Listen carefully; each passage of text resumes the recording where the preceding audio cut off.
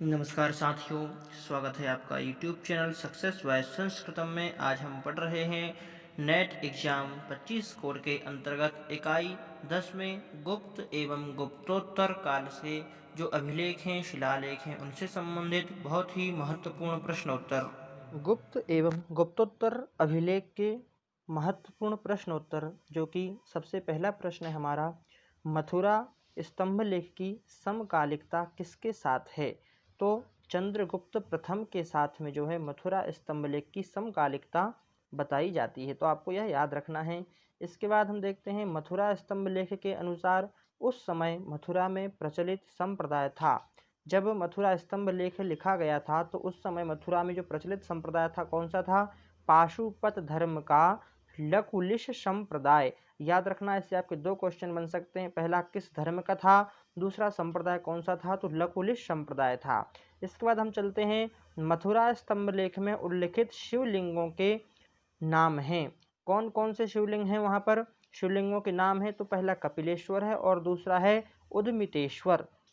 इसके बाद हम देखते हैं दामोदर ताम्रपत्र अभिलेख का संबंध है। किससे संबंध है? तो कुमारगुप्त प्रथम के शासन काल से संबंध है।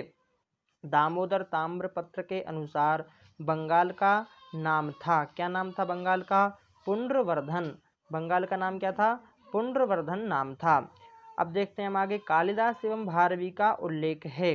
कहाँ कहाँ पर है, कौन कौन से अभिलेख में है? तो पुलकेशिन द्वितीय की एहोल प्रशस्ति में। याद रखना आप लोग कि पुलकेशिन द्वितीय की एहोल प्रशस्ति में कालिदास एवं भारवी का उल्लेख है। इसके बाद हम देखते हैं दक्षिण भारत के बदामी चालुक्य वंश से किस प्रशस्ति का संबंध है? दक्षिण भारत के बदामी के चालुक्य वंश से एहोल प्रशस्ति का संबंध है। ठीक है। अब प्रयाग प्रशस्ति का रचनाकार, कुछ साहित्य या इतिहास से संबंधित बहुत ही महत्वपूर्ण जो है कि यहाँ पर रचना और रचनाकार के नाम दिए हैं। पहला है कि प्रयाग प्रशस्ति का रचनाकार कौन है? तो हरिशेन हैं। दूसरा है एहोल प्रशस्ति के रचनाकार कौन है? तो रवि कीर्ति हैं। इसके बाद मंदसौर अभिलेख के रचनाकार जो है वह कौन है? वत्स भट्टी हैं। कौन है? वत्स भट्टी हैं। इसके बाद हम देखते हैं प्रयाग प्रशस्ति में लिच्छवी दौहित्र विशेषण का प्रयोग किसके लिए किया गया है? तो लिच्छवी दौहित्र इस विशेषण का प्रयोग किया गया है समुद्रगुप्त के लिए। याद रखना साथियों, समुद्रगुप्त के लिए किया गया है। आगे चलते हैं हम, प्रयाग प्रशस्ति का संबंध किससे है?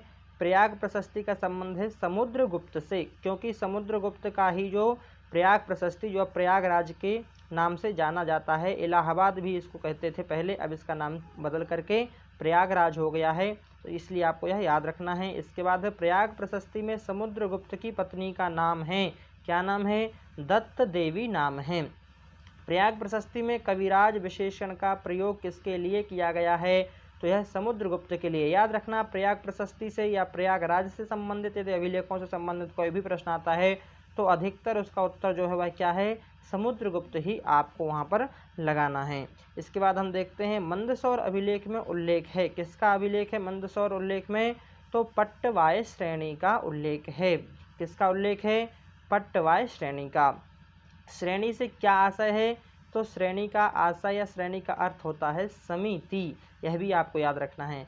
आगे देखते हैं हम, प्रयाग प्रशस्ति में दक्षिण भारत विजय के संबंध में समुद्रगुप्त की नीति क्या थी? इससे संबंधित नीतियों से संबंधित प्रश्न आता है।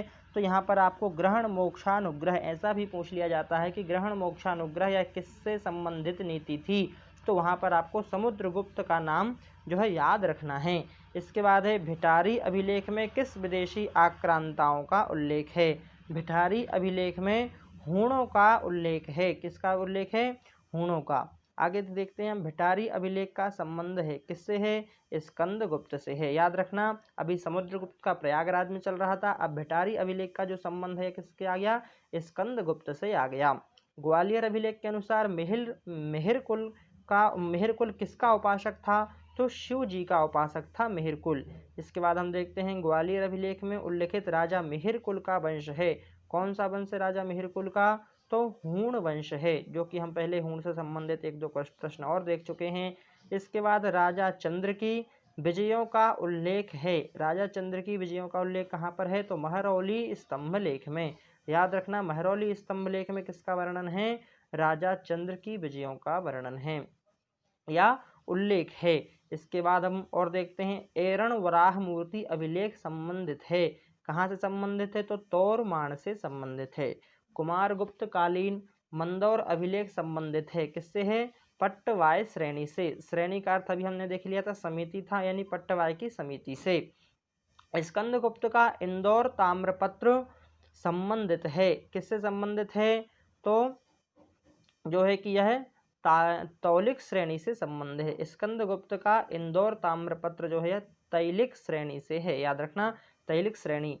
राजा चंद्र की वाल्मीक एवं बंगाल विजय का उल्लेख है। कहाँ पर है? महरौली स्तंभ लेख में इसका उल्लेख है। आगे देखते हैं हम, प्रयाग प्रशस्ति के अनुसार समुद्रगुप्त द्वारा पराजित आर्यावर्त शासकों की संख्या कितनी है? यह इससे संबंधित प्रश्न आपको पूछता है कि समुद्रगुप्त के द्वारा पराजित आर्यावर्त शासकों की संख्या 9 थी और समुद्रगुप्त के द्वारा पराजित प्रयाग प्रशस्ति के अनुसार दक्षिणापथ शासकों की संख्या कितनी थी? 12 थी। तो आर्यावर्तों की संख्या 9 थी और दक्षिणापथ शासकों की संख्या 12 थी। यह आपको याद रखना है। इसके बाद स्कंदगुप्त के गिरनार अभिलेख के अनुसार सुदर्शन झील का जीर्णोद्धार किसने करवाया था? तो चक्रपालित ने सुदर्शन झील का जीर्णोद्धार करवाया था। ऐसा भी प्रश्न बन सकता है कि सुदर्शन झील का वर्णन किस अभिलेख में मिलता है? तो आपको स्कंदगुप्त के गिरनार अभिलेख में जो है कि उत्तर लिखना है, इसे सही करना है। आगे देखते हैं हम, स्कंदगुप्त ने इंदौर लेख के अनुसार सूर्य पूजा हेतु धन दान दिया था। यह तैलिकों की श्रेणी ने दिया था, ठीक है, या तैलिकों की समिति ने दिया था। गुप्त अभिलेखों में महाराजाधिराज की उपाधि धारण करने वाला पहला शासक था। महाराजाधिराज, यह उपाधि आपको याद रखना है। इसको धारण करने वाला गुप्त अभिलेखों में पहला जो शासक था वह चंद्रगुप्त प्रथम था। यह याद रखना है। इसके बाद देखते हैं हम कि भिटारी अभिलेख में स्कंदगुप्त के युद्धों का किसके साथ में वर्णन है? भिटारी अभिलेख स्कंदगुप्त के हैं, जिससे हमने आपको पहले बताया था। इनका वर्णन किसके साथ में है? तो पुष्यमित्र एवं हूणों के साथ में है। स्कंदगुप्त के गिरनार अभिलेख का आरंभ किसकी स्तुति से हुआ है? तो भगवान विष्णु की स्तुति से हुआ है। याद रखना आपको कि इन्हीं अभिलेखों में भगवान शिव जी का भी वर्णन आया है, जो कि ग्वालियर या फिर और राजा करते थे। तो यहाँ पर स्कंदगुप्त गिरनार के अभिलेख का आरंभ किसकी स्तुति से हुआ है? भगवान विष्णु की स्तुति से हुआ है। गुप्त अभिलेखों में वर्णित उद्रंग है। उद्रंग, याद रखना, जो शब्द है ना, इन शब्दों का अर्थ आपसे पूछ लिया जाता है कि उद्रंग का अर्थ क्या है। तो भूमि कर, जो कर होते थे साथियों, इन्हीं करों से संबंधित प्रश्न बनते हैं, क्योंकि इन्हीं करों को बहुत अलग अलग नामों से जाना जाता था, इसलिए इनसे संबंधित प्रश्न परीक्षा में आपसे पूछे जाते हैं। इसके बाद है, प्रयाग प्रशस्ति में उल्लिखित प्रथम गुप्त शासक था। प्रयाग प्रशस्ति में उल्लिखित प्रथम गुप्त शासक कौन था? श्रीगुप्त था। हर्ष द्वारा धार्मिक उद्देश्य के लिए दिए गए भूमि दान का वर्णन करने वाला अभिलेख है बांसखेड़ा अभिलेख। बांसखेड़ा अभिलेख आपके पाठ्यक्रम में लगा हुआ है, तो इसलिए आपको याद से पढ़ना है। इससे संबंधित प्रश्न जो है कि हर्ष द्वारा या हर्ष का जो वर्णन है वह कौन से अभिलेख में है? तो वह बांसखेड़ा अभिलेख में है। या बांसखेड़ा अभिलेख में किसका वर्णन है? तो हर्ष का वर्णन है। इस प्रकार से प्रश्न आते हैं। हर्ष एवं पुलकेशिन द्वितीय के मध्य हुए युद्ध का वर्णन करने वाला अभिलेख कौन सा है? तो यहाँ पर ऐहोल अभिलेख जो है, यह हर्ष एवं पुलकेशिन द्वितीय के मध्य युद्ध का वर्णन करने वाला अभिलेख है, ऐहोल का अभिलेख। यह आपको याद रखना है। इसके बाद है, गुजरात के मेनक राजवंश का परिचय देने वाला अभिलेख। मेनक के राजवंश का परिचय देने वाला अभिलेख कौन सा है? तो धरसेन द्वितीय कमालिया ताम्रपट। याद रखना, यह अभिलेख नहीं है, हाँ अभिलेख है धरसेन द्वितीय कमालिया का ताम्रपट। यह किसका परिचय देता है? तो मेनक राजवंश, जो कि गुजरात के राजवंश में से प्रसिद्ध राजवंश हुए हैं। आगे देखते हैं हम, यशोधर्मा यानी जो विष्णु वर्धन जो थे कालीन मंदसौरकूप अभिलेख में, यानी कि इनके समय का, यशोधर्मा के समय का जो मंदसौर कूप अभिलेख है उसमें उल्लिखित उसका वंश है, यानी कि विष्णु यशोधर्मा का वंश कौन सा है, तो औलीकर वंश है। यह आपको याद रखना है, औलीकर वंश। यशोधर्मा और मिहिर कुल के मध्य हुए युद्ध का वर्णन करने वाला अभिलेख है। यशोधर्मा और मिहिर कुल जो कि हूण वंश का राजा था मिहिर कुल, और यशोधर्मा जो कि हमने अभी पढ़ा है के मध्य हुए युद्ध का वर्णन करने वाला अभिलेख कौन सा है, यशोधर्मा का मंदसौर स्तंभ अभिलेख। यशोधर्मा का मंदसौर स्तंभ अभिलेख। अब हम देखते हैं कि ईशान वर्मा के हडाहा अभिलेख में वर्णित राजवंश है। ईशान वर्मा जो है इनके हडाहा अभिलेख में जो प्राप्त हुआ राजवंश वह कौन सा है, मौखरी राजवंश है, याद रखना। इसके बाद हडाहा अभिलेख का रचनाकार कौन है, तो रवि शांति। कौन है हडाहा अभिलेख का रचनाकार, रवि शांति है। बोध गया में बौद्ध मंदिर निर्माण की सूचना देने वाला अभिलेख कौन सा है, तो महानामा का बोध गया अभिलेख। यह आपको याद रखना है। वो ऐसा भी प्रश्न आ सकता है कि किसका बोध गया अभिलेख है, तो महानामा का बोध गया अभिलेख है।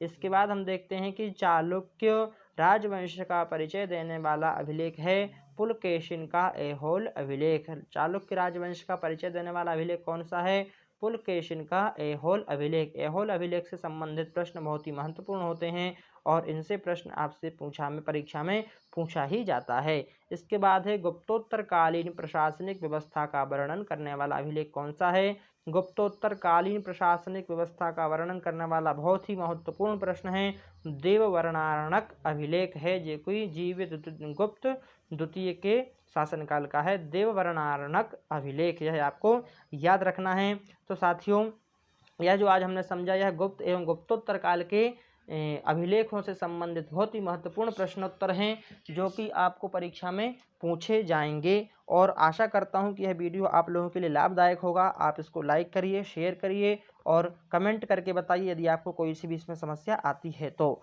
धन्यवाद। आपको यह वीडियो देखने के लिए बहुत बहुत धन्यवाद।